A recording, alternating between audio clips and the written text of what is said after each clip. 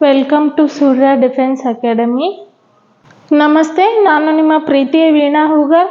ಇವತ್ತು ಡಿಫೆನ್ಸ್ದು important questions ಅಂದ್ರೆ ಇವತ್ತಿಂದ ಸತತವಾಗಿ ಏನಪ್ಪ ಅಂದ್ರೆ ಜುಲೈ 10ರವರೆಗೂ ನಡೆಯುತ್ತಿರುವಂಥ ಎಕ್ಸಾಮಿಗೆ ಹೆಲ್ಪ್ ಆಗೋ ಸಲುವಾಗಿ ನಾವೇನು ಮಾಡತ್ತೀವಿ ಅಂದ್ರೆ ಡಿಫೆನ್ಸ್ ಬಗ್ಗೆ ಇರುವಂತಹ GK ಕ್ವಶನನ್ನು ಡಿಸ್ಕಸ್ ಮಾಡೋಣ. ಬರ್ರಿ. First one, in which year did the Indian Army achieve victory in the Kargil war ಅಂತ ಕೇಳಾರ. First one 1995, second one 2001, third one 1999, fourth one 1987. ನಿಮಗೆ ಯಾರಿಗಾದ್ರೂ ಈ ಆನ್ಸರ್ ಬಗ್ಗೆ ಗೊತ್ತಿದ್ರೆ ಕಮೆಂಟ್ ಬಾಕ್ಸ್ನಾಗ ಹಾಕ್ರಿ. ನೋಡ್ರಿ, ಭಾರತೀಯ ಸೇನೆಯು ಕಾರ್ಗಿಲ್ ಯುದ್ಧದಲ್ಲಿ ಯಾವ ವರ್ಷ ವಿಜಯ ಸಾಧಿಸಿತು ಅಂತ ಕೇಳ್ಯಾರ. ಹೌದಾ? ಸೇಮ್ ಕ್ವಶನ್ ಇನ್ ಕನ್ನಡದಾಗ ಅದ. 1995, 2001, 1999, 1987 ಅಂತ ಕೇಳ್ಯಾರ. ಯಾರಿಗಾದ್ರೂ ಗೊತ್ತಿದ್ರೆ ಕಮೆಂಟ್ ಬಾಕ್ಸ್ನಾಗ ಏನು ಮಾಡ್ರಿ, ABC ಅಥವಾ D ಯಾವ್ದು ಆನ್ಸರ್ ಇರ್ತದೆ ನಿಮಗೆ ಗೊತ್ತಿರ್ತದ ಕಮೆಂಟ್ ಬಾಕ್ಸ್ನಾಗ ಹಾಕಿ. ಹೌದಾ? ಇದರ ಆನ್ಸರ್ ಬಗ್ಗೆ ಎಕ್ಸ್ಪ್ಲನೇಷನ್. ಕಾರ್ಗಿಲ್ ಯುದ್ಧ ಭಾರತ ಮತ್ತು ಪಾಕಿಸ್ತಾನ ನಡುವೆ ನಡೆದಂತ ಯುದ್ಧ. ಇದನ್ನ ಭಾರತೀಯರು ಯಾವ ಆಪರೇಷನ್ ಮೂಲಕ ಏನಪ್ಪಾ ಅಂದ್ರ ಸಕ್ಸಸ್ ಮಾಡಿದ್ರು ಅಂತ ಕೇಳ್ತಾರ. ಆಪರೇಷನ್ ವಿಜಯದ ಮೂಲಕ. ಯಾವಾಗ ನಡೀತು ಅಂದ್ರೆ 1999 ಮೇ ಇಂದ ಜುಲೈ ತನಕ ಎಲ್ಲಿ ನಡೀತು? ಜಮ್ಮು ಕಾಶ್ಮೀರದ ಏನಪ್ಪಾ ಅಂದ್ರೆ ಈಗಿನ ಲಡಾಖ್ ಪ್ರದೇಶ ಕಾರ್ಗಿಲ್ ಜಿಲ್ಲೆಯಲ್ಲಿ ನಡೀತು. ಕಾರ್ಗಿಲ್ ಅನ್ನೋ ಯುದ್ಧ ಭೂಮಿಯ ಹೆಸರದು. ಅಲ್ಲಿದ್ದ ಜಿಲ್ಲೆಯ ಹೆಸರನ್ನೇ ಕಾರ್ಗಿಲ್ ಅಂತ ಅಂದ್ ಕೊಟ್ಟಾರ. ಹೌದಾ? ಭಾರತೀಯ ಸಶಸ್ತ್ರ ಪಡೆಗಳ ನಿಯಂತ್ರಣ ಅಂತಂದ್ರೆ LOC ಕ್ರಾಸ್ ಮಾಡಿದ್ರು ಪಾಕಿಸ್ತಾನವ್ರು. ಯಾವಾಗ್ಲೂ ಮಾಡ್ತಿರ್ತಾರ. ಆಮೇಲೆ ಅವ್ರು ಮಾಡ್ತಿರ್ತಾರ, ನಾವು ಯುದ್ಧ ಮಾಡ್ತಿರ್ತೀವಿ. ಯುದ್ಧದಾಗ ನಾವೇ ಆಲ್ಮೋಸ್ಟ್ ಸಕ್ಸಸ್ ಹಾಕೋತೆ ಬಂದೀವಿ. ಯಾವತ್ತು ಅದು ವಿಜಯೋತ್ಸವ ಆಚರಿಸ್ತಾರಂದ್ರ 1999 ಜುಲೈ 26ರಂದ ಏನು ಕಾರ್ಗಿಲ್ ವಿಜಯೋತ್ಸವವನ್ನ ಆಚರಿಸ್ತಾರ. The name of Indian first indigenous developed short range ballistic machine. ಹೌದಾ? ಫಸ್ಟ್ ಒನ್ ಅಗ್ನಿ, ಎರಡನೇದ್ದು Akash, third one Prithvi, fourth one Trishul ಅಂತ ಕೇಳಾರ. ಹೌದಾ? ಕನ್ನಡದಾಗ ನೋಡೋಣ ಬರ್ರಿ ಅದನ್ನ. ಭಾರತದ ಮೊದಲ ದೇಶೀಯವಾಗಿ ಅಭಿವೃದ್ಧಿಪಡಿಸಿದ ಅಲ್ಪ ಶ್ರೇಣಿಯ ಬ್ಯಾಲಿಸ್ಟಿಕ್ ಕ್ಷಿಪಣಿಯ ಹೆಸರೇನು? ಬ್ಯಾಲಿಸ್ಟಿಕ್ ಕ್ಷಿಪಣಿ ಅಂದ್ರ ಈ ಕ್ಷಿಪಣಿಗಳು ಯುದ್ಧದಾಗ ಯೂಸ್ ಮಾಡ್ತಾರ. ಅದ್ರ ಯಾವ್ದತ್ ಕೇಳಾರ. ಕಡಿಮೆ ರೇಂಜ್ ಒಳಗೆ ಹೋಗುವಂತದ್ದು ಯಾವುದು? ಅಗ್ನಿ, ಆಕಾಶ್, ಪೃಥ್ವಿ, ತ್ರಿಶೂಲ್ ಅಂತ ಕೇಳಾರ. ಭಾರತದಲ್ಲೇ ಮೊದಲ ಬಾರಿಗೆ ಏನಪ್ಪಾ ಅಂದ್ರೆ ದೇಶೀಯವಾಗಿ ಅಭಿವೃದ್ಧಿ ಪಡಿಸಿದಂಥದ್ದು ಯಾವ್ದಾಗ್ಯದ ಅಂದ್ರೆ ಬ್ಯಾಲಿಸ್ಟಿಕ್ ಕ್ಷಿಪಣಿ ಪೃಥ್ವಿ ಅಂತ ನೋಡಬಹುದು. ಇದನ್ನ ಯಾರು ಮಾಡಾರಪ್ಪ ಅಂದ್ರೆ ಡಾಕ್ಟರ್ APJ ಅಬ್ದುಲ್ ಕಲಾಂ ಅವರ ನೇತೃತ್ವದಾಗ ಎಲ್ಲಿ IGMDP ಅಡಿಯಲ್ಲಿ ಪ್ರಮುಖ ಯೋಜನೆ ಆಗಿತ್ತು. ಇದು ಏನಪ್ಪಾ ಅಂದ್ರೆ ಇಂಟಿಗ್ರೇಟೆಡ್ ಗೈಡೆಡ್ ಮಿಸೈಲ್ ಡೆವಲಪ್ಮೆಂಟ್ ಅನ್ನೋ ಒಂದು ಇದು ದೇಶೀಯವಾಗಿ ಅಭಿವೃದ್ಧಿ ಪಡಿಸಿದಂತಹ ಬ್ಯಾಲಿಸ್ಟಿಕ್ ಮಷಿನ್ ಆಗಿದೆ. ಹೌದಾ? ಇದು ಮೇಲ್ಮೈಯಿಂದ ಮೇಲೆ ಅಂದ್ರೆ ಭೂಮಿ ಮೇಲಿಂದ ಭೂಮಿ ಮೇಲಿಗೆ ಹಾರುವಂತಹ ಕ್ಷಿಪಣಿ ಆಗಿದೆ. ಭೂಮಿಯಿಂದ ನೀರಿಗೆ ಹಾರುವಂತವು, ಆಮೇಲೆ ಭೂಮಿಯಿಂದ ಆಕಾಶಕ್ಕೆ ಹಾರುವಂತಹ ಇಂಥವೆಲ್ಲ ಕ್ಷಿಪಣಿ ಅದ. ಪೃಥ್ವಿ ಹೆಂಗಂದ್ರ ಭೂಮಿಯಿಂದ ಭೂಮಿಗೆ ಹಾರುವಂತ ಬ್ಯಾಲಿಸ್ಟಿಕ್ ಕ್ಷಿಪಣಿಯಾಗಿ ದೇಶೀಯವಾಗಿ ಹೊರಹೊಮ್ಮಿದಂತಹ ಕ್ಷಿಪಣಿ ಆಗಿದೆ. ಇದನ್ನ ಯಾವಾಗ ಉಡಾವಣೆ ಮಾಡ್ಯಾರಂದ್ರ 1988ರಲ್ಲಿ ಉಡಾವಣೆ ಮಾಡ್ಯಾರ. ಇವೆಲ್ಲ IGMDP ಪ್ರೋಗ್ರಾಮ್ ಒಳಗ ಹಾರಿಸಿದಂತ ಕ್ಷಿಪಣಿಗಳು ಯಾವ್ಯಾವ ಅಂದ್ರ ಅಗ್ನಿ, ಆಕಾಶ್, ತ್ರಿಶೂಲ್ ಎಕ್ಸೆಟ್ರಾ. ದಿನ ಒಂದೊಂದು ಏನಪ್ಪಾ ಅಂದ್ರ ಮಾಡಾತಾರ. ಅದರಿಂದ question, which Indian novel ship played A crucial role in the Indo-Pakistan War of 1971 by attacking Karachi port. ನೋಡ್ರಿ, which Indian naval ship played a crucial role in the Indo-Pakistani War of 1971 by attacking Karachi port? First one INS Vikrant, second one INS Rajput, third one INS Hilton, third one INS Kurki. ಹೌದಾ?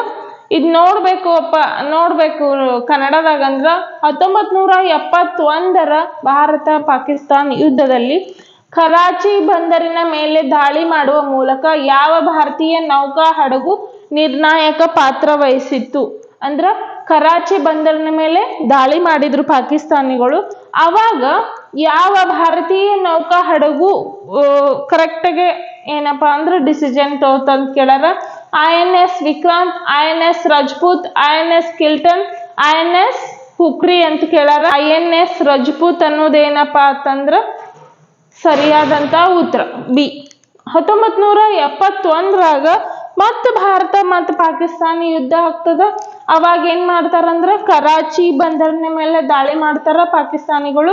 ಆ ಸಂದರ್ಭದಲ್ಲಿ ನೌಕಾಪಡೆ ಏನ್ ಮಾಡ್ತಾರ, ಬಂದರು ಅಂದ್ರ ಅಲ್ಲಿ ನೌಕಾ ನೇವಲ್ ಡಿಫೆನ್ಸ್ ಇರ್ತದಲ್ಲ, ಅಲ್ಲಿ ಏನ್ ಮಾಡ್ತಾರ ಕಾರ್ಯಾಚರಣೆಯನ್ನ ಮುಂಚೂಣಿ ಮಾಡುವುದ್ರಾಗ INS ರಜಪೂತ್ ಏನಿತ್ತು ಮುಂದಿತ್ತು, ಮುಂಚೂಣಿಯಲ್ಲಿತ್ತು, ಅದನ್ನ ಸರಿಯಾಗಿ ನಿರ್ವಹಣೆ ಮಾಡ್ತು ಅಂತ ಹೇಳ್ತಾರ. ಕರಾಚಿ ಮೇಲೆ ಕ್ಷಿಪಣಿ ದೋಣಿ ದಾಳಿಯನ್ನು ಮುನ್ನಡೆಸಿತ್ತು. ಅಂದ್ರ ಕ್ಷಿಪಣಿ ದೋಣಿಯಿಂದನೇ ಕ್ಷಿಪಣಿ ಹಾರಿಸಿದ್ರು. ಇದು ನೌಕಾ ಮತ್ತು ಬಂದರು ಸೌಲಭ್ಯಗಳಿಗೆ ಈ ಬೇರೆ ದೇಶದಿಂದ ಇಂಪೋರ್ಟ್ ಎಕ್ಸ್ಪೋರ್ಟ್ ಮಾಡ್ತಿರ್ತೇವಿ. ಆಮೇಲೆ ಆ ಬಂದರು ಇರ್ತದ, ಬಂದರಿಂದ ನಮಗ್ ಏನಪ್ಪಾ ಅಂದ್ರ ಭಾರತದ ಎಕನಾಮಿ ಹೆಚ್ಚಾಗುವಂತ ಚಾನ್ಸಸ್ ಇರ್ತದ. ಅವ್ರದೇನ್ ಪಾಕಿಸ್ತಾನಿಗಳದು ಅಂತಂದ್ರ ಯಾವುದೇ ರೀತಿಯಲ್ಲಿ ಜನಹಾನಿ, ಧನಹಾನಿ, ಆಮೇಲೆ ಪ್ರಾಪರ್ಟಿ ಹಾನಿ ಮಾಡೋದೇ ಅವ್ರ ಉದ್ದೇಶ. ಇಂಡಿಯಾದವ್ರ ಜೊತೆ ಒಟ್ಟು ಕಾಲ್ ಕೆದರಿ ಜಗಳಕ್ಕೆ ಬರೋದು. ಆದ್ರಿಂದ ಕರೆಕ್ಟಾಗಿ ಏನಪ್ಪಾ ಅಂದ್ರ ಲೀಡ್ ಮಾಡಿದಂತ ನೌಕಾಪಡೆ ಕ್ಷಿಪಣಿ ಐತಿ. ಮತ್ತ INS ವಿಕ್ರಾಂತ್ ಯಾವುದು ವಿಮಾನ ವಾಹಕ ನೌಕೆ, ಇದು ಏರ್ಫೋರ್ಸ್ ಸಂಬಂಧಪಟ್ಟಿದ್ದು. ಇದು ಸಹ ಪ್ರಮುಖ ಪಾತ್ರ ವಹಿಸ್ತದ. INS ಕುಕ್ರಿನು ಯುದ್ಧದಲ್ಲಿ ದುರಂತವಾಗಿ ನಾಶ ಆಯ್ತು. ಆದ್ರೆ ಕರಾಚಿ ದಾಳಿಯಲ್ಲಿ ಪ್ರಮುಖ ಪಾತ್ರ ವಹಿಸಿದ್ದು ಯಾವ್ದಪ್ಪ ಅಂದ್ರ INS ರಜಪೂತೆ 1971ರ ಇಂಡಿಯಾ ಪಾಕಿಸ್ತಾನ ಯುದ್ಧದಲ್ಲಿ ಮಹತ್ವದಾದಂತಹ ಕೆಲಸ ಮಾಡಿ. Who was the first Indian to win the Param Vir Chakra, Indian highest military award ಬಗ್ಗೆ ಒಂದಿಲ್ಲ ಎರಡು ಕ್ವಶನ್ ಆಗೇ ಆಗ್ತಾವು, ಹೌದಾ? ಅದ್ರ ಸಲುವಾಗಿ ಮೋರ್ ರೆಲಿವೆಂಟೆಡ್ ಕ್ವಶನ್ ಇವು ಯಾರು ಮಿಸ್ ಮಾಡಬೇಡ್ರಿ ಈ ವಿಡಿಯೋನ್ನ. ಯಾಕಪ್ಪ ಅಂದ್ರ ಅಗ್ನಿಪಥ ಎಕ್ಸಾಮ್ಗೆ ನೀವು ಹೋಗ್ತೀರಾ, ಇದನ್ನ ನೋಡಿ ಹೋಗ್ರಿ. ಯಾಕಂದ್ರ ಇದ್ರಾಗ ಒಂದಿಲ್ಲ ಒಂದು ಕ್ವಶನ್ ನಿಮಗ್ ಬಂದೇ ಬರ್ತದ, ಭಾರಿ ಹೆಲ್ಪ್ ಆಗ್ತದ ಅಂತ ಹೇಳಕ್ ಇಷ್ಟಪಡ್ತೀನಿ. Who was the first Indian to win the Param Vir Chakra, Indian highest military award ಅಂತ ಕೇಳ್ಯಾರ. ಒಂದನೇದು ಕ್ಯಾಪ್ಟನ್ ವಿಕ್ರಮ್ ಬಾತ್ರಾ, ಎರಡನೇದು major Somnath Sharma, 3 lance Nayak Albert Ekka, ಆಮೇಲೆ ನಾಯಕ್ ಜದುನಾಥ್ ಸಿಂಗ್. ಹೌದಾ? ಕನ್ನಡದಾಗ ನಾವು ನೋಡ್ಬೇಕಂತಂದ್ರ ಭಾರತದ ಅತ್ಯುನ್ನತ ಮಿಲಿಟರಿ ಪ್ರಶಸ್ತಿಯಾದ ಪರಮವೀರ ಚಕ್ರವನ್ನ ಗೆದ್ದ ಮೊದಲ ಭಾರತೀಯ ಯಾರು ಅಂತ ಕೇಳಾರ. ಒಂದನೇದ್ದು ನಿಮ್ಗೆ ಆಪ್ಷನ್ ಗೊತ್ತದ, ಕ್ಯಾಪ್ಟನ್ ವಿಕ್ರಮ್ ಬಾತ್ರಾ. ಎರಡನೇದ್ದು major Somnath Sharma. 3 lance Nayak Albert Ekka. 4 Naik ಜದುನಾಥ್ Singh ಅಂತ ಕೇಳಾರ. ಆನ್ಸರ್ ಏನತ್ ನೋಡೋಣ ಬರ್ರಿ. Option B major Somnath Sharma ಆಗ್ತದ. ಹೌದಾ? ಕುಮಾವು ರೆಜಿಮೆಂಟ್ ನ ಮೇಜರ್ ಸೋಮನಾಥ್ ಶರ್ಮಾ ಅವರು ಭಾರತದಲ್ಲಿ ಅತ್ಯುನ್ನತ ಮಿಲಿಟರಿ ಗೌರವ ಅಂದ್ರ ಇದು ಮಿಲಿಟರಿ ಗೌರವ ಪಡೆದಂತ ಅತ್ಯುನ್ನತ, ಈ ಭಾರತ ರತ್ನ ಹೆಂಗ್ ಸಿವಿಲಿಯನ್ಸ್ಗೆ ಅತ್ಯುನ್ನತವಾದ ಗೌರವ ಆಗಿದೆ, ಯಾವುದು ಪರಮವೀರ ಚಕ್ರ. ಇದನ್ನ ಮೊದಲ ಪಡೆದ ವ್ಯಕ್ತಿ ಅಂದ್ರ ಮೊದಲ ಯಾವಾಗ ಪಡಿತಾನಪ್ಪ ಅಂದ್ರ 1947ರಿಂದ 48 ಭಾರತದ ಪಾಕಿಸ್ತಾನ ಯುದ್ಧ ಆದಾಗ. ಆ ಸಮಯದಲ್ಲಿ ಬಟ್ಕಾಮ್ ಕದನದಲ್ಲಿ, ಯಾವ ಕದನ ಅಂತನೂ ನಿಮ್ಮ ಕ್ವಶನ್ ಆಗಬಹುದು. ಈ ವಿವರಣೆ ಅದಲ್ಲ, ಇದ್ರಾಗ 2-3 MCQ ಕ್ವಶನ್ ನೀವು ಮತ್ತೆ ವಾಪಸ್ ಏನಪ್ಪಾ ಅಂದ್ರ ಮಾಡಬಹುದು, ಮಾಡಿ ಏನು ಹೆಚ್ಚಿನ ವಿಷಯ ಸಂಗ್ರಹ ಮಾಡಬಹುದು. ಹೌದಾ? ನಿಮಗ ಈ ವಿಷಯ ಸಂಗ್ರಹ ಇಷ್ಟ ಆಗಿತ್ತಂದ್ರ ಪಟ್ಟನೆ ಲೈಕ್ ಮಾಡ್ರಿ. ಕದನದಲ್ಲಿ ಅವರು ಶ್ರೀನಗರ ವಿಮಾನ ನಿಲ್ದಾಣವನ್ನು ಭಾರಿ ಪ್ರತಿಕೂಲ ಪರಿಸ್ಥಿತಿಗಳ ವಿರುದ್ಧ ಧೈರ್ಯದಿಂದ, ಅಂದ್ರೆ ಅವ್ರು ಬಹಳಷ್ಟು ಡೇಂಜರ್ ಇತ್ತು, ಅಲ್ಲಿ ಏನ್ ಮಾಡಿದ್ರು ಧೈರ್ಯದಿಂದ ರಕ್ಷಿಸಿ ಶೌರ್ಯ ಮತ್ತು ಆತ್ಮತ್ಯಾಗಕ್ಕಾಗಿ ಅವ್ರಿಗೆ ಏನ್ ಮಾಡ್ಯಾರ, ಮರಣೋತ್ತರವಾಗಿ ಪರಮವೀರ ಚಕ್ರವನ್ನ ಪಡೆದಂತಹ ಮೊದಲ ವ್ಯಕ್ತಿ ಯಾರಪ್ಪ ಅಂದ್ರ major Somnath Sharma. Is the highest rank in the Indian air force. ಏರ್ಫೋರ್ಸ್ನಾಗಿರುವಂತಹ ಹೈಯೆಸ್ಟ್ ರ್ಯಾಂಕ್ ಯಾವ್ದಂತ ಕೇಳ್ಯಾರ. ಒಂದನೇದು ಏರ್ ಮಾರ್ಷಲ್, ಎರಡನೇದು ಗ್ರೂಪ್ ಕ್ಯಾಪ್ಟನ್, ಮೂರನೇದು marshal of Indian air force, 4 air chief marshal. ಹೌದಾ?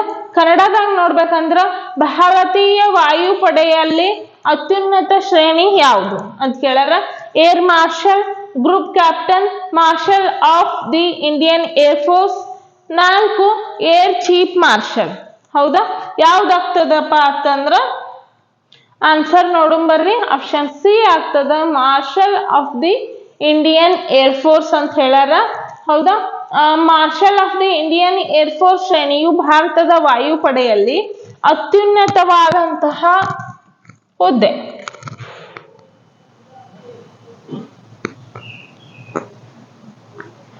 ಐದು ಸ್ಟಾರ್ ಶ್ರೇಣಿಯಾಗಿದೆ. ಇದೇನು 5 ಸ್ಟಾರ್ ಇದ್ದಿದ್ದು ಇಲ್ಲಿ ಸ್ಟಾರ್ ಹಾಕೊಂಡಿರ್ತಾರೆ ನೋಡ್ರಿ ಆರ್ಮಿ ಆಫೀಸರ್ಸ್. ಇದು ಏರ್ ಚೀಫ್ ಮಾರ್ಷಲ್ ಅಂತ ಫಸ್ಟ್ ಹುದ್ದೆ ಯಾವುದು? Air chief marshal. ಅತ್ಯುನ್ನತ ಕಾರ್ಯಾಚರಣೆ ಶ್ರೇಣಿ ಎಂಬ 4 ಸ್ಟಾರ್ಗಳಿಗಿಂತ ಏರ್ ಚೀಫ್ ಮಾರ್ಷಲ್ ಅಂದ್ರ ಏನಪ್ಪಾ ಅಂದ್ರ 4 ಸ್ಟಾರ್ ಇರ್ತಾವ ಅವ್ರಿಗೆ. ಹೌದಾ?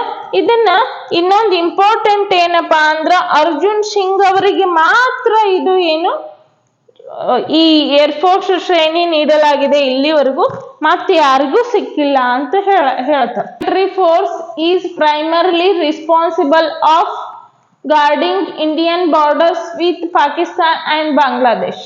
ಅಂದ್ರೆ ಪಾಕಿಸ್ತಾನ ಮತ್ತು ಬಾಂಗ್ಲಾದೇಶ್ ನಡುವ ಕಾಯುವಂತಹ ಬಾರ್ಡರ್ ಇರೋ ಫೋರ್ಸ್ ಯಾವುದು ಅಂತ ಕೇಳಾರ. ಒಂದನೇದು CRPF, central reserve police force. ಇದರ ಲಾಂಗ್ ಫಾರ್ಮ್ ಕೇಳ್ಬಹುದು ನಿಮಗ. ಹೌದಾ? ಎರಡನೇದು border security force BSF. 3 Indo Tibetan border police ITBP ಅಂತ.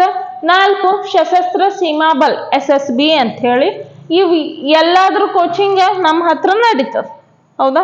ನೀವು ಎಲ್ಲಿ ಬೇಕಾದಲ್ಲಿ ಏನಪ್ಪಾ ಅಂದ್ರೆ ಬಾರ್ಡರ್ ಫೋರ್ಸಿಗೆ ಹೋಗ್ಬೇಕು, ಆಮೇಲೆ ಡಿಫೆನ್ಸಿಗೆ ಹೋಗ್ಬೇಕು, ಫಿಸಿಕಲ್ ಇದು PC ಇಂದ ಏನಪ್ಪಾ ಅಂದ್ರೆ ಇವೆಲ್ಲ ಫೋರ್ಸ್ ಸೆಂಟ್ರಲ್ ಗೌರ್ಮೆಂಟ್ ಫೋರ್ಸ್ಗಳನ್ನ ನಮ್ಮ ಸೂರ್ಯ ಡಿಫೆನ್ಸ್ ಅಕಾಡೆಮಿಯಲ್ಲಿ ಸಂಪೂರ್ಣ ಆರೋಗ್ಯಕರ ಊಟ, ಆಮೇಲೆ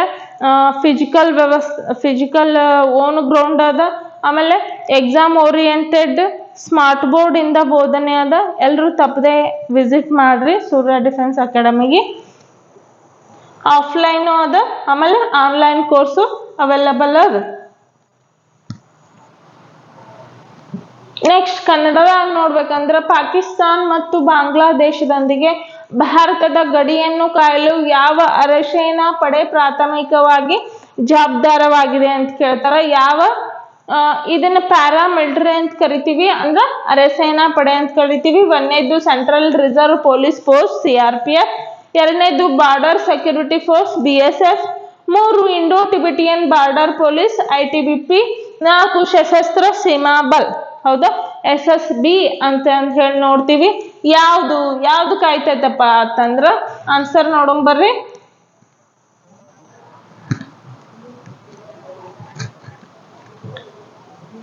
BSF ಕಾಯ್ತೈತೆ. ಹೌದಾ? BSF ಅಂದ್ರೆ border security force. Border security force ಭಾರತದ ಕೇಂದ್ರ ಸಶಸ್ತ್ರ ಪಡೆಗಳಲ್ಲಿ ಇದು ಒಂದಾಗ್ಯದ. ಹೌದಾ? ಪಾಕಿಸ್ತಾನ್ ಮತ್ತು ಬಾಂಗ್ಲಾದೇಶದೊಂದಿಗೆ ಭಾರತದ ಅಂತಾರಾಷ್ಟ್ರೀಯ ಭೂ ಗಡಿಗಳನ್ನ ರಕ್ಷಿಸುವಂತಹ ಜವಾಬ್ದಾರಿಯನ್ನ ಹೊಂದದ. ಆಮೇಲೆ ಈ CRPF ಅಂದ್ರ ಸಿಟಿ ಒಳಗ್ ಸೆಂಟ್ರಲ್ ಪೊಲೀಸ್ ಅಂತ ಬರ್ತಾರ. ಮತ್ತ ITBP ಅವ್ರು ಎಲ್ಲಿ ಕಾಯ್ತಾರ್ರಿ ಅಂತಂದ್ರ ಭಾರತ ಮತ್ತು ನೇಪಾಳ, ಭಾರತ ಭೂತಾನ್ ಗಡಿಗಳಲ್ಲಿ ಕಾಯ್ತಾರ. SSB CRPF ಆಂತರಿಕ ಭದ್ರತಾ ಕರ್ತವ್ಯಗಳಲ್ಲಿ ತೊಡಗಿಸ್ಕೊಂಡಾರ. ಅಂದ್ರ ಕರೆಕ್ಟ್ ಆಗಿ ಎಲ್ಲೆಲ್ಲಿ ಯಾವ ಫೋರ್ಸ್ ಇರ್ಬೇಕು ಅಂತ ಹೇಳಿ ಒಂದ್ ಕ್ವಶನ್ ಆಗುವಂತಹ ಚಾನ್ಸಸ್ ಅದ. ಅದಕ್ಕೆ ಮಿಸ್ ಮಾಡಬೇಡ್ರಿ. ಈ ಎಲ್ಲಾ ಕ್ವಶನ್ಸ್ ಇಂಪಾರ್ಟೆಂಟ್ ಕ್ವಶನ್ ಅದಾವ. ಮಿಸ್ ಮಾಡ್ಲಾರೆ ವಿಡಿಯೋನ ಕೊನೆ ತನಕ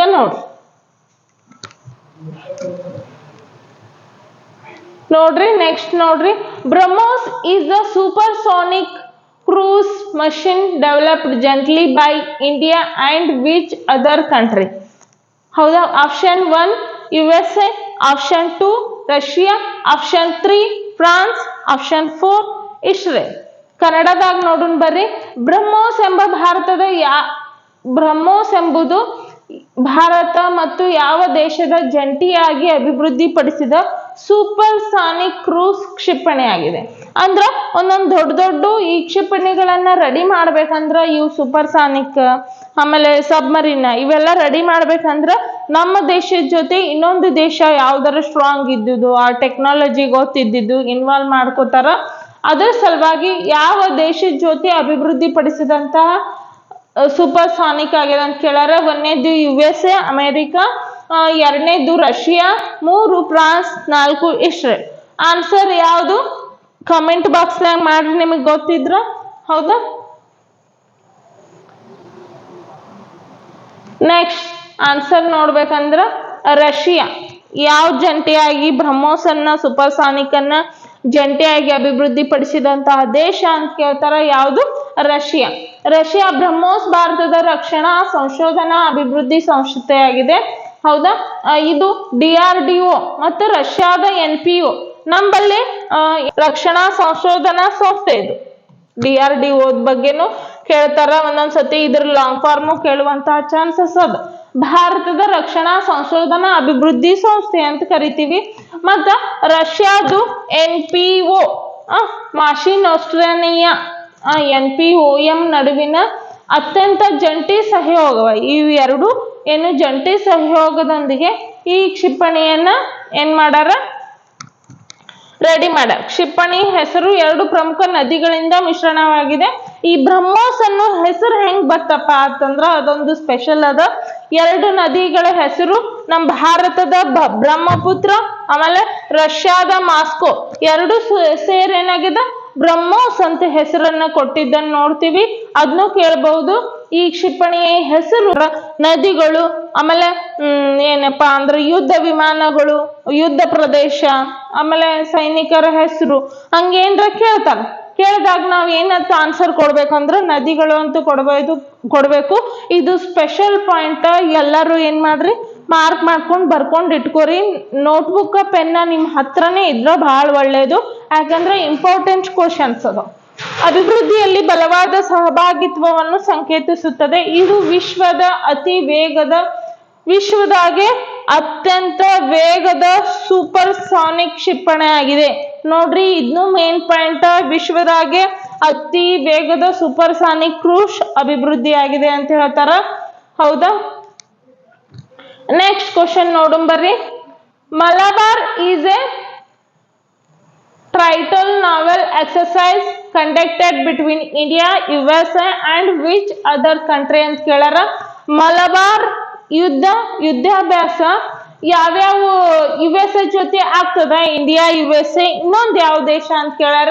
1ನೇದು ಜಪಾನ್, 2ನೇದು ಆಸ್ಟ್ರೇಲಿಯಾ, 3 ಯುನೈಟೆಡ್ ಕಿಂಗ್ಡಮ್, 4 ಜರ್ಮನಿ ಅಂತ ಕೇಳಾರ.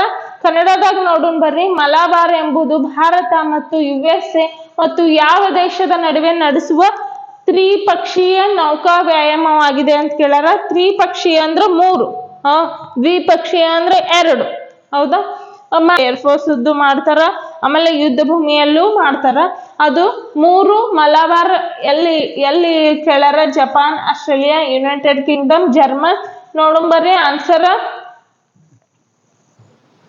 ಜಪಾನ್ ಜೊತೆ. ನೋಡ್ರಿ, ಭಾರತ ಮತ್ತು USA ಜಪಾನ್ ತ್ರಿಪಕ್ಷೀಯ ಏನಪ್ಪಾ ಅಂದ್ರ ನೌಕಾ ವ್ಯಾಯಾಮವಾಗಿದೆ.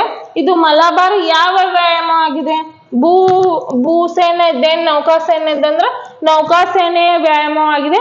ಯಾವಾಗಂದ್ರ 1992ರಲ್ಲಿ ಭಾರತೀಯ ನೌಕಾಪಡೆ ಮತ್ತು US ನೌಕಾಪಡೆಯ ನಡುವೆ ದ್ವಿಪಕ್ಷೀಯ ವ್ಯಾಯಾಮವಾಗಿತ್ತು. ನೋಡ್ರಿ, 1992ರಲ್ಲಿ ಭಾರತ ಮತ್ತು US ಅಷ್ಟೇ ದ್ವಿಪಕ್ಷೀಯವಾಗಿ ಅಂದ್ರೆ 2 ದೇಶಗಳು ಕೂಡಿ ಏನ್ ಮಾಡ್ತಿದ್ರು? ಈ ವ್ಯಾಯಾಮವನ್ನ ಮಾಡ್ತಿದ್ರು.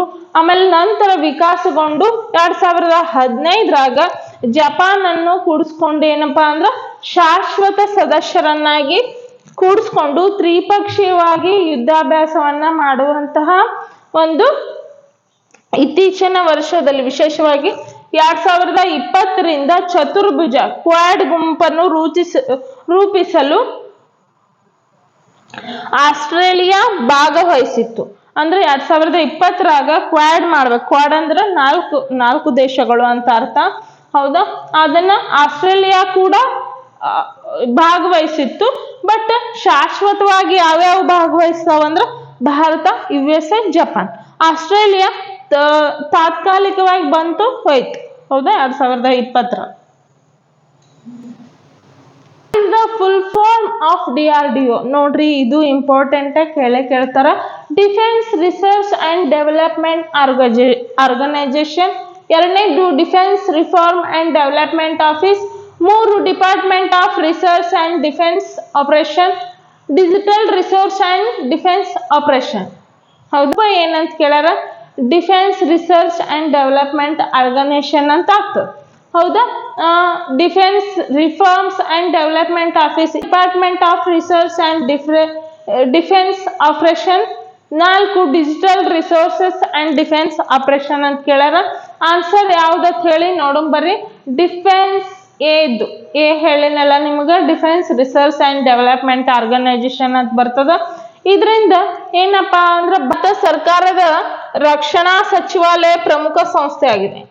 ಇಲ್ಲಿಂದನೇ ಈ ಡಿಫೆನ್ಸ್ಗೆ ಏನೇನ್ ಬೇಕು ಎಲ್ಲ ಸವಲತ್ತುಗಳನ್ನ ಒಂದೇ ಸೂರಿನಲ್ಲಿ ಕೊಡುವಂತಹ ಒಂದು ಮಿಲಿಟರಿ ಹಾರ್ಡ್ವೇರ್ ಮತ್ತು ಸಾಮರ್ಥ್ಯ ಭಾರತವನ್ನು ಹೆಚ್ಚು ಸ್ವಾವಲಂಬಿಯಾಗಿ ಮಾಡಲು ಅತ್ಯಾಧುನಿಕ ರಕ್ಷಣಾ ತಂತ್ರಜ್ಞಾನ ಈಗ ಏನ್ ಮಾಡಾರ, S-400 ರಷ್ಯಾದಿಂದ ಖರೀದಿ ಮಾಡಾರ. ಮೊನ್ನೆ ಯೂಸ್ ಆಯ್ತು. ಹೌದಾ, ಯುದ್ಧದಾಗ ಯೂಸ್ ಆಗಿದ್ದನ್ನ ನಾವು ನೋಡ್ತೀವಿ. ಡಿಸ್ಟ್ರಾಯ್ ಮಾಡಿಬಿಟ್ರು. ತಂತ್ರಜ್ಞಾನಗಳು ವ್ಯವಸ್ಥೆ ಅಭಿವೃದ್ಧಿ ಪಡಿಸುವುದು ಇದರ ಪ್ರಾಥಮಿಕ ಪಾತ್ರವಾಗಿದೆ. ಇದ್ರದ್ದು ಏನಪ್ಪಾ ಅಂದ್ರೆ ಕೇಂದ್ರ ಕಚೇರಿ, ಪ್ರಧಾನ ಕಚೇರಿಯನ್ನ ಕೇಳುವಂತ ಚಾನ್ಸಸ್ ಅದ. ಎಲ್ಲದಪ್ಪ ಅಂದ್ರ ನವದೆಹಲಿಯಲ್ಲಿ. Ashok Chakra is the Indian highest peace time gallantry award. Who was the first recipient of the Ashok Chakra ಅಂತ ಕೇಳ್ಯಾರ. ಒಂದನೇದ್ದು major DS Singh Bachittar Singh. 3 lance Naik Karam Singh. 4 Naik Nar Bahadur ತಾಪಾನ್. ಕನ್ನಡದಾಗ ನೋಡು ಬರ್ರಿ. ಅಶೋಕ ಚಕ್ರವು ಭಾರತದ ಅತ್ಯುನ್ನತ ಶಾಂತಿ ಕಾಲದ ಶೌರ್ಯ ಪ್ರಶಸ್ತಿ ಆಗಿದೆ. ಅಶೋಕ ಚಕ್ರದ ಮೊದಲ ಪುರಸ್ಕೃತರು ಯಾರು ಅಂತ ಕೇಳ್ಯಾರ. ಯಾರಪ್ಪ ಅಂದ್ರೆ ಮೇಜರ್ DS ಥಾಪಾ, B ಹವಾಲ್ದಾರ್ ಬಚಿತರ್ ಸಿಂಗ್, C ಲಾಂಚ್ ನಾಯಕ್ ಕರಮ್ ಸಿಂಗ್, D ನಾಯಕ್ ಸರ್ ಬಹದ್ದೂರ್ ಥಾಪಾ ಅಂತ ಕೇಳ್ಯಾರ. ಆನ್ಸರ್ ನೋಡು ಬರ್ರಿ. ನಾಯಕ್ ಸರ್ ಬಹದ್ದೂರ್ ಥಾಪಾ ಅನ್ನೋರು. ಅಶೋಕ ಚಕ್ರವನ್ನ 1952ರಾಗ ಸ್ಥಾಪಿಸ್ತಾರ. ಇದನ್ನ ಆರಂಭದಲ್ಲಿ 3 ವರ್ಗ ನೀಡಲಾಗ್ತಿತ್ತು. ಅಶೋಕ ಚಕ್ರ, ಆಮೇಲೆ ಯಾವ್ಯಾವ ಪಾರ್ಟ್ ಅಂದ್ರೆ ಕೀರ್ತಿ ಚಕ್ರ, ಶೌರ್ಯ ಚಕ್ರ ಅಂತ ಹೇಳಿ ಮಾಡಿದ್ರು. ಫಸ್ಟ್ ಅಶೋಕ ಚಕ್ರ ಒಂದೇ ಕೊಡ್ತಿದ್ರು 1952ರಾಗ. ನಂತರ ಮುಂದೆ ಬಂದಂಗೆ ಏನ್ ಮಾಡಿದ್ರು, 3 ಭಾಗಗಳನ್ನಾಗಿ ಮಾಡ್ತಾರ. 1ನೇದು ಅಶೋಕ ಚಕ್ರ, 2ನೇದು ಕೀರ್ತಿ ಚಕ್ರ, 3ನೇದು ಶೌರ್ಯ ಚಕ್ರ. ನಾಯಕ್ ಸರ್ ಬಹದ್ದೂರ್ ಥಾಪಾ ಕಾಶ್ಮೀರದಲ್ಲಿ ಮಾಡಿದಂತಹ ಅಸಾಧಾರಣ ಶೌರ್ಯಕ್ಕಾಗಿ, ಕಾಶ್ಮೀರದಾಗ 1952ರಾಗ ಇವರು ಅಸಾಧಾರಣ ಸಾಧನೆ ಶೌರ್ಯವನ್ನ ತೋರಿಸ್ತಾರ ಯುದ್ಧದಲ್ಲಿ. ಆ ಕಾರಣಕ್ಕ ಇವ್ರಿಗೇನು ಮರಣೋತ್ತರವಾಗಿ ಅಶೋಕ ಚಕ್ರ ಒಂದು ವರ್ಗ ಮೊದಲ ಪುರಸ್ಕೃತರಲ್ಲಿ ಒಬ್ಬರಾಗಿದ್ದಾರೆ. ಫಸ್ಟ್ ತಗೊಂಡವ್ರು ಯಾರಪ್ಪ ಅಂದ್ರ ನಾಯಕ್ ಸರ್ ಬಹದ್ದೂರ್ ಥಾಪಾ ಅವರು. ಹೌದಾ, ಹವಾಲ್ದಾರ್ ಬಚಿತರ್ ಸಿಂಗ್ ಮತ್ತು FL ಸುಹಾಸ್ ಬಿಸ್ವಾಲ್ ಕೂಡ ಮೊದಲಿಗರಾಗಿದ್ರ. ಅಂದ್ರೆ 3 ಭಾಗಗಳನ್ನ ಬಚಿತರ್ ಸಿಂಗ್ ಅವರಿಗೆ ಕೊಟ್ಟಾರ, FL ಸುಹಾಸ್ ಬಿಸ್ವಾಸ್ ಅವರಿಗೆ ಕೊಟ್ಟಿದ್ದನ್ನು ನೋಡ್ತೀವಿ. ಆದ್ರ ಪ್ರಥಮ ಯಾರಿಗೆ ಕೊಟ್ರು, ಪ್ರಥಮ ವರ್ಗ 1ರಲ್ಲಿ ಅಂತಂದ್ರ naik Sher Bahadur Thapa. Which force is responsible for the maritime security of Indian coastline and territorial waters? ಹೌದಾ, ಇಂಡಿಯನ್ ನೇವಿ ಅಂತ ಕೇಳ್ತಾರೆ, ಇಂಡಿಯನ್ ಕೋಸ್ಟ್ ಗಾರ್ಡ್, ಆಮೇಲೆ marine commands, 4 border security force. ಕನ್ನಡದಾಗ ನೋಡು ಬರ್ರಿ. ಭಾರತ ಕರಾವಳಿ ಮತ್ತು ಪ್ರಾದೇಶಿಕ ಜಲರಾಶಿಗಳ ಕಡಲ ಭದ್ರತೆಗೆ ಯಾವ ಪಡೆ ಜವಾಬ್ದಾರಿಯಾಗಿದೆ ಅಂತ ಕೇಳ್ತಾರ. 1ನೇದು ಭಾರತೀಯ ನೌಕಾಪಡೆ, 2ನೇದು ಭಾರತೀಯ ಕರಾವಳಿ ಕಾವಲು ಪಡೆ, 3 marine commandos, 4 border security force. ಯಾವ್ದಾಗ್ತದಪ್ಪ ಅಂತಂದ್ರ ಭಾರತೀಯ ಕರಾವಳಿ ಪಡೆ ಜವಾಬ್ದಾರಿ ಆಗ್ತದೆ. ಹೌದಾ, ಕೋಸ್ಟ್ ಲೈನಿಂಗ್ ಅಂದ್ರೆ ಕರಾವಳಿ ಪಡೆ ಅಂತನೂ ICG ಅಂತ ಕರೀತಾರ. ಭಾರತೀಯ ಕರಾವಳಿ ಪಡೆ ICG ಲಾಂಗ್ ಫಾರ್ಮ್ ಅನ್ನು ಕೇಳಬಹುದು. ಇದು ವಿಶೇಷ ಸಾಗರ ಕಾನೂನನ್ನ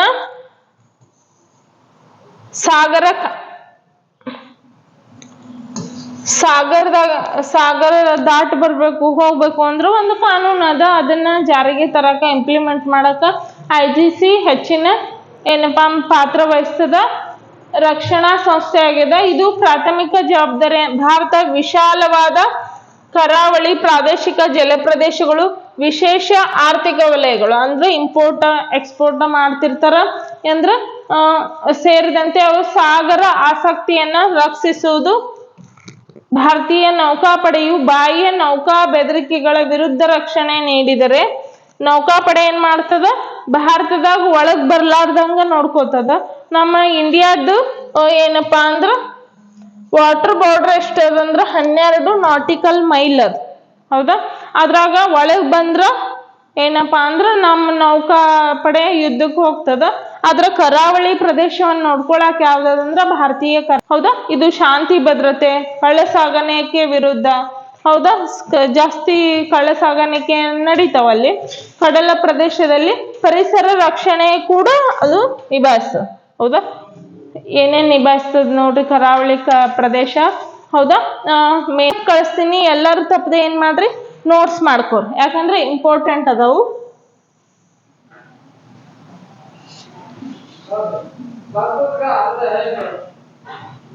Which of the following is the lowest commissioned officer rank in the Indian Army?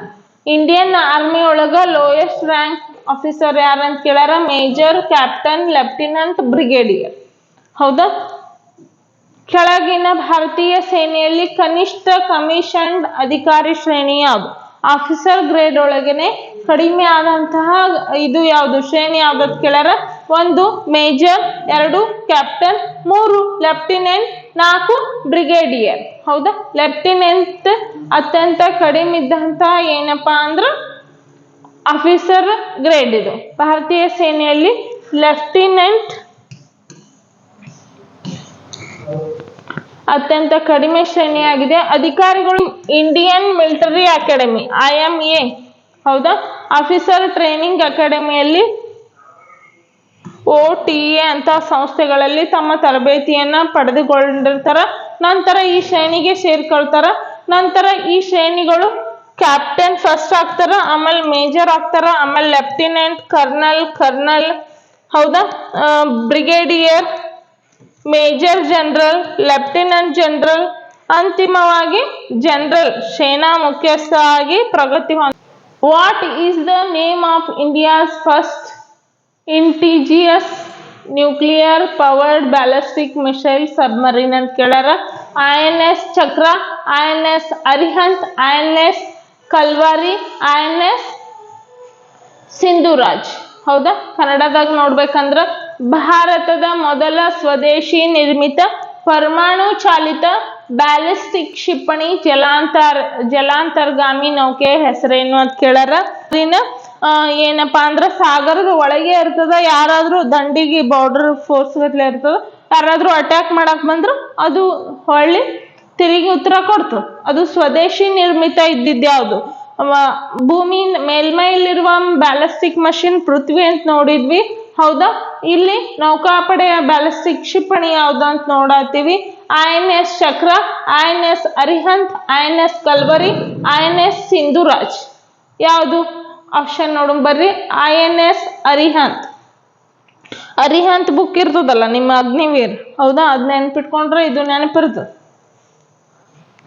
INS Arihant ಭಾರತದ ರಕ್ಷಣಾ ಸಾಮರ್ಥ್ಯದಲ್ಲಿ ಒಂದು ಮೈಲುಗಲ್ಲು. ಇದು ಭಾರತದ ಅರಿಹಂತ್ ವರ್ಗದ ಪರಮಾಣು ಚಾಲಿತ ಪರಮಾಣುಗಳಿಂದ ಮಾಡಿದ್ದು ಬ್ಯಾಲಿಸ್ಟಿಕ್ ಕ್ಷಿಪಣಿ ಆಗ್ಯದ. ಹೌದಾ, ಇದು ಜಲಾಂತರ್ಗಾಮಿ ನೌಕೆಯೂ ಹೌದು. ಇದನ್ನು ಸಂಪೂರ್ಣವಾಗಿ ಭಾರತದಲ್ಲೇ ಭಾರತದಲ್ಲಿ ಮಾಡಿದಂತಹ ಒಂದು ಕ್ಷಿಪಣಿಯಾಗಿದೆ. ಇದರ ಪರಮಾಣು ತ್ರಿಕೋನವನ್ನು ಹೊಂದಿರುವ ಕೆಲವೇ ರಾಷ್ಟ್ರ